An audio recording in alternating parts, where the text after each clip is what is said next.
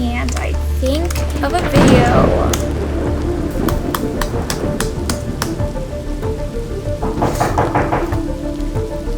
What the hell?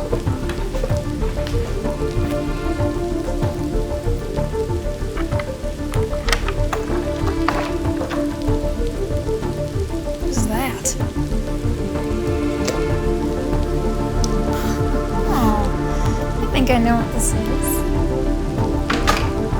Why are they delivering so late anyway?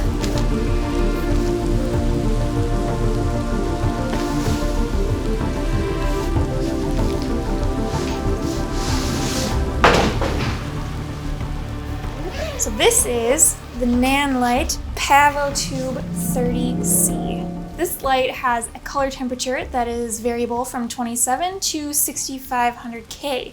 It also has an RGB mode that enables its red, green, and blue LEDs to select from 360 colors with total hue control. It's a pretty awesome little light. So yeah, I'm really excited for this. And I actually have a couple more of these coming that I'm going to use for a future project. But for right now, I guess it's off to one of the more embarrassing areas of my house. I keep all of my lighting and audio gear in one of my spare bedrooms, and it has seriously gotten so bad in there. I get anxiety every time I walk through the door. But that actually kind of gives me an idea. I think I'll go through everything up there tomorrow and kind of show you guys the stuff I use to make videos. So right now I'm gonna go get some sleep, and I will catch up with you guys tomorrow.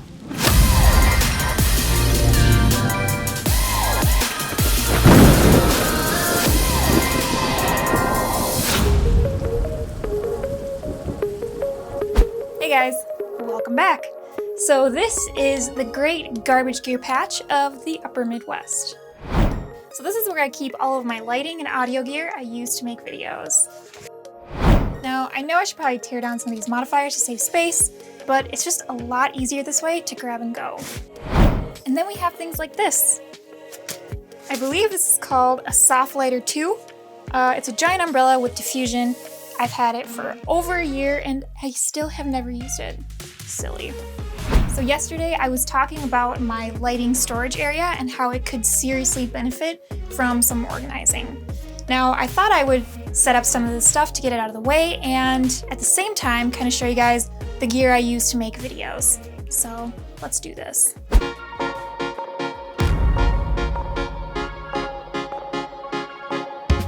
Time has been so hard on us, my friend. Sun goes down, but we get back again. Trouble is a silly thing, it always ends up breaking. But everything still works out in the end.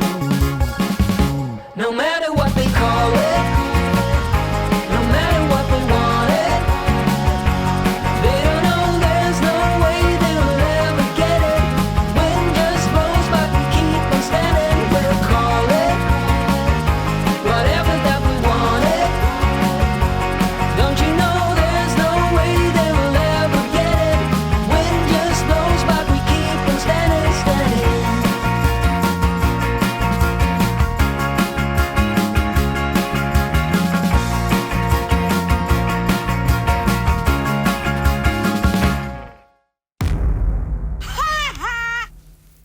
Okay, so if you guys have wondered why I would love my own studio space to kind of shoot stuff, going up and down those stairs multiple times really sucks. And setting up and tearing down also really sucks because I have to do it multiple times. Anyway, so I want to apologize in advance for the informality of this video. I will be hand-holding my camera a lot in order to show you guys the gear that I use to shoot videos. So let's start with this thing.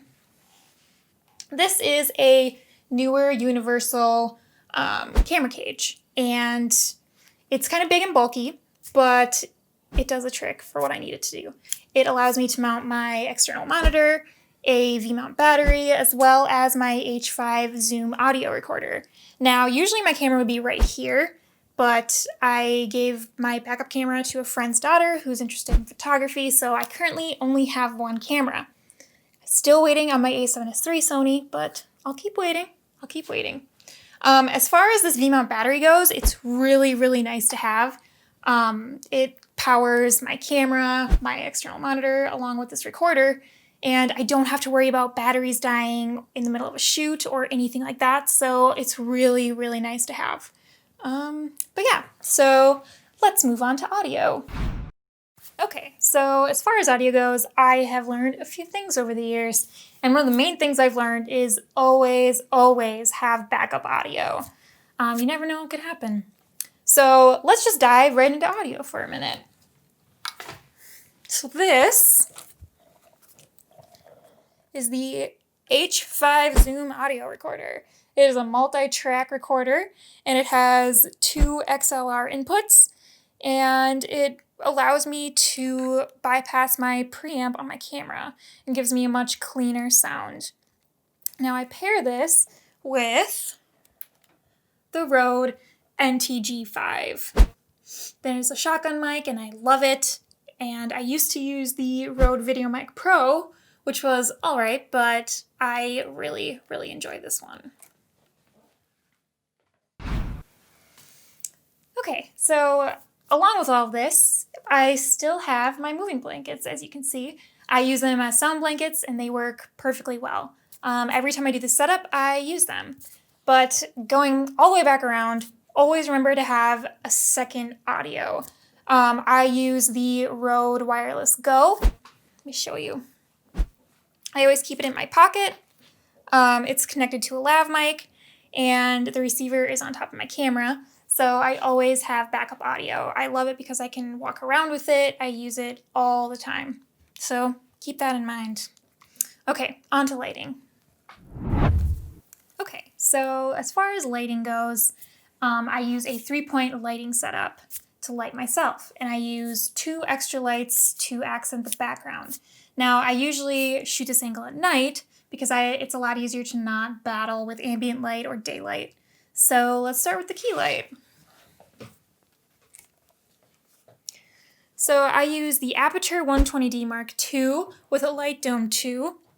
And I also throw a half CTO gel on there to warm things up a little bit. And I like the way it looks on my skin a lot more. For a fill light, I use the newer bicolor LED panel with a softbox. It's cheap, it's really easy to move around, and it works for what I need it to do.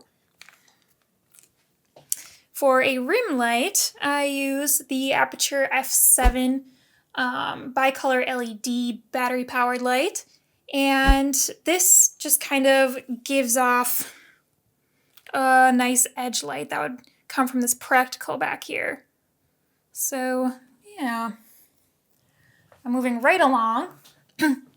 I have another Aperture F7 bicolor LED battery-powered light, and what this does is kind of just fills in a little bit of the shadows over here on this buffet, and it gives it a little more detail. To be honest, you probably wouldn't even notice if it wasn't on. And last but not least, we have yet another newer LED panel. But instead of having a softbox on there, I threw a CTB gel.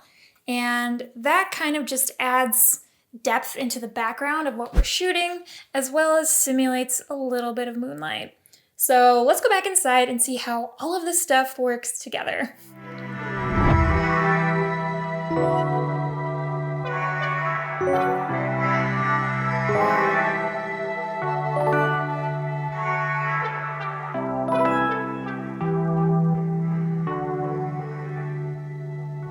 So yeah, that's my lighting setup. Not too complicated. But that's all I have for you guys today.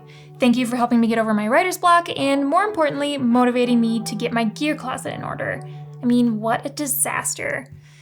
It's funny how quickly we can accumulate stuff like this over the years without even realizing it. Things collecting dust in the back of a closet, in some cases without even ever being used. Sometimes it's just so hard to let things go. Now, I'm not gonna lie, I kind of miss my B camera. However, handing that piece of equipment off to someone who's interested made me feel really good and reminded me of when that camera was handed off to me. There's not a better feeling than spreading creativity to those who are curious and seeking it out. Until next time, I'm Kris.